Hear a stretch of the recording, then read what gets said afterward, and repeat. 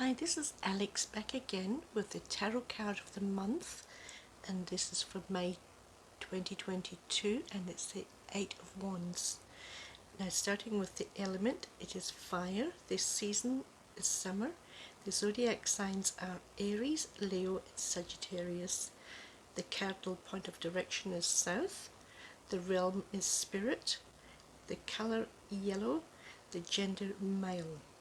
Now, the key words here are creative energy, passion, quick action, news, and conclusions. Spiritual progress can also be made in this month. Now, starting with the number 8, symbols, colours, etc. The number 8 interpretation for this card, and I'm narrowing it down to just this card, are regeneration, extension, expansion, disruption, complexity, poor judgment, control, dispose, and regiment. Now, wands for this particular card symbolise risk, energy, taking action, status, and perception. Emotionally, this card is determined, defiant, inflamed, and stubborn. That doesn't sound good for the month of May now, does it? Now, as we're looking at the card now, trees act like the human spine and connect the spirit world or the metaphysical world with the earth, and its enduring energy and strength. And these trees, to me, they look quite small and stunted, and we're looking at them from a distance. Now, behind the trees, you'll see that bright blue sky, symbolising the spirit realm, moods and emotions. Green is a symbolic colour for nature and growth, rebirth, regeneration, and life force. It's also representing springtime and healing, and of course May is in springtime. Next, we notice the body of water, which is still and calm. Notice it sits between two lands. To me, this tells me something that I will cover later in the reading. But also, water is a purifying agent. It represents the mind and consciousness, connecting us all to the greater spirit or universal consciousness. It is fertile and creative also. Now, looking at the colour yellow, and there's just a very slight fleck of yellow in this card, and it's in the distance in the little castle on the hill. To me, that represents someone in a far-off land cooking up or hatching a plan. Not good. Two people on my mind are Vlad the Lad, Vladimir Putin, or Biden.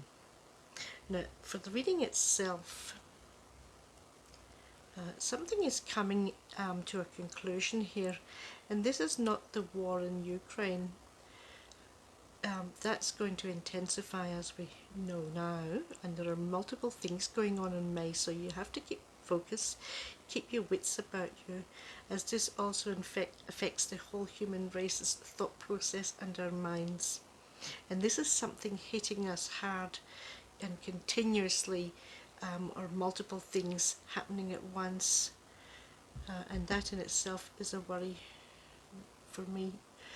Humanity is being bombarded with several things at once. It's overload, is overwhelming us.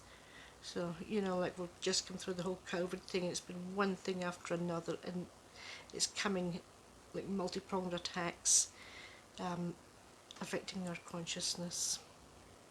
So it's important that you keep your cool and just do the best that you can. Do not overextend yourself or put others in a situation that's not good for them, as it will be disastrous. Now, looking at the card, we can see the sky takes up a large area of the card. This blue sky is to do with spirit, and some of us will feel a spiritual connection this month, and I'm not the only one that's saying that, by the way, but that's actually the symbol of the card as well. That doesn't mean to say life is going to be easy or hunky-dory either. In this card, we see a castle on the hill in the distance and rolling green hills and green fields. In the foreground is a body of water and then more green land. That water signifies emotions and the mind or consciousness.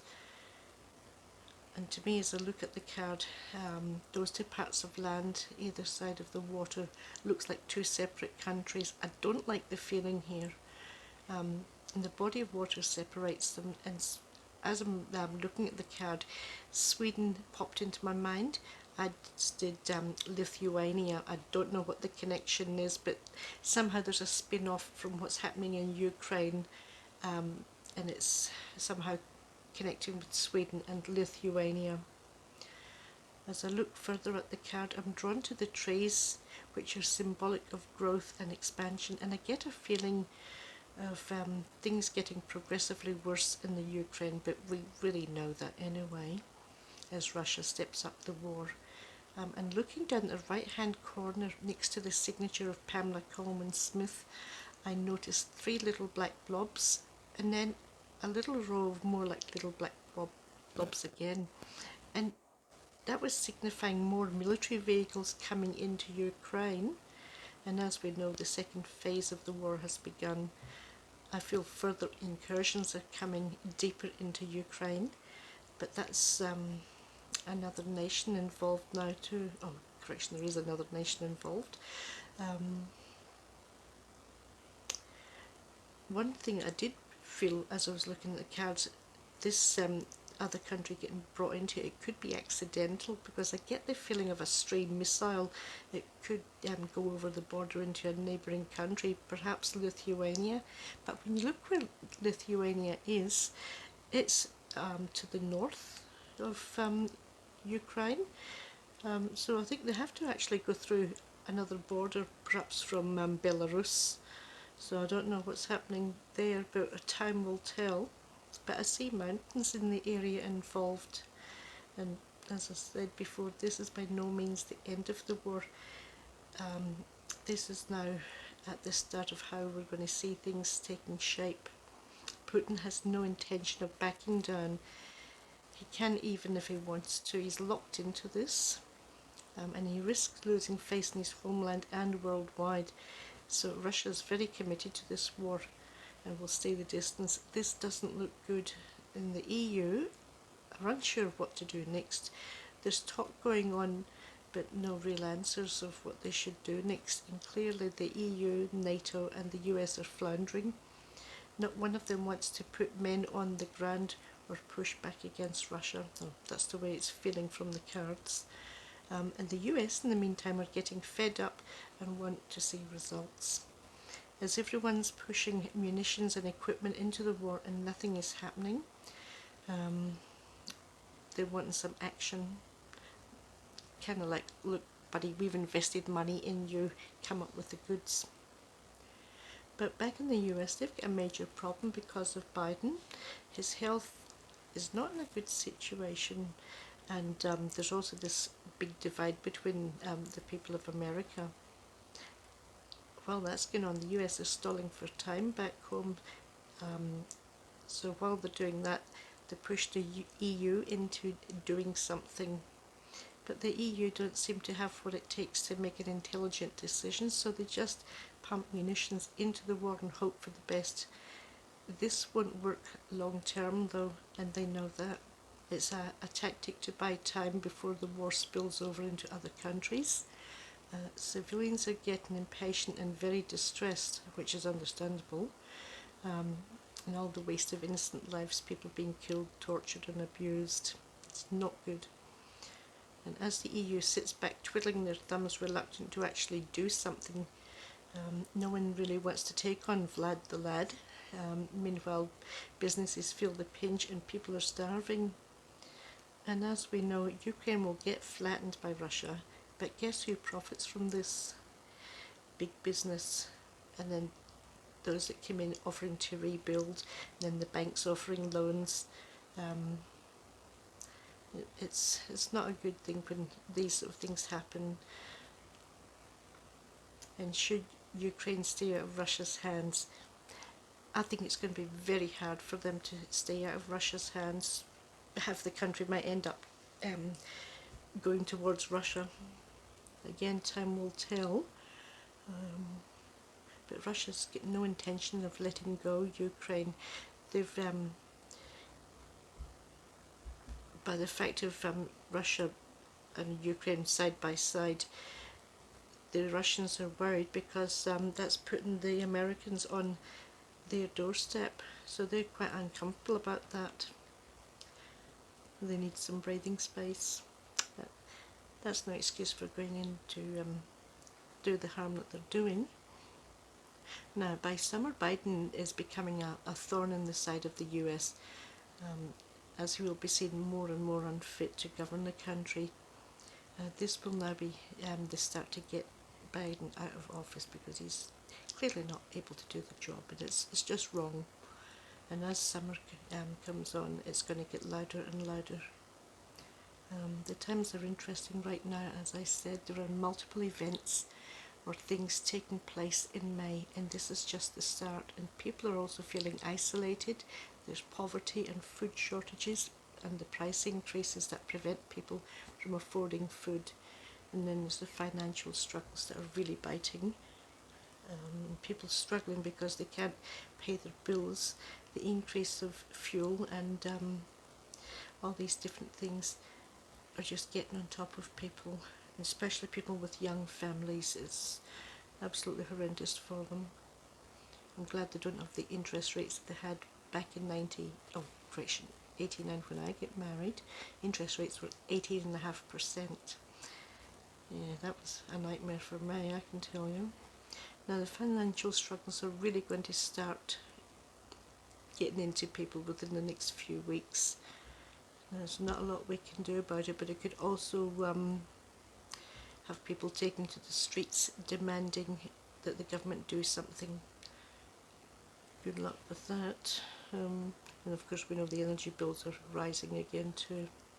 I see a man as I'm looking at the card, and he's picking up a TV and throwing it, and there's a crowd of people around. Now this is symbolic of people no longer believing what's on the news every day. They no longer trust the media or the government, and society is lost in the turmoil with no one to trust and no real leadership. There are too many talks, or talking heads rather, but no real leadership and structure to society, and people really need that structure and to know that they're safe and being looked after. Now again, health remains a critical issue.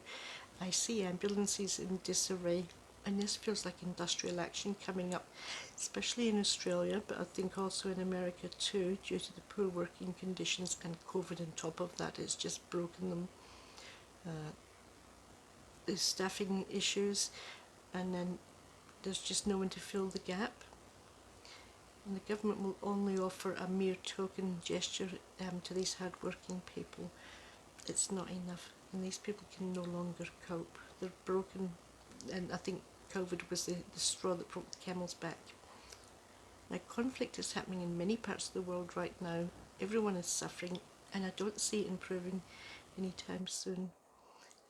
And this is brought about by corporate greed and corruption in governments worldwide. And my advice to the ordinary people is keep your head down, stay under the radar. As many people are volatile right now, and it's only going to get worse. And if you can, avoid crowds whenever you can. And that includes even shopping centres and other busy places, because people can no longer keep their anger in check, and they're likely to erupt, and that even includes taking out their anger on other people's children, and that can mean like physically harming them, like hitting them or something like that. That's just not on. But my advice is, please don't put your children at the risk of harm. Children are in a tense situation, or when they are rather in a tense situation, sometimes they can be a little bit difficult for their parents to deal with, and all it takes is a child to arc up and suddenly a stranger loses control and attacks the child. So please be mindful if your child's stressed or grouchy. Avoid taking them into the shops if you can.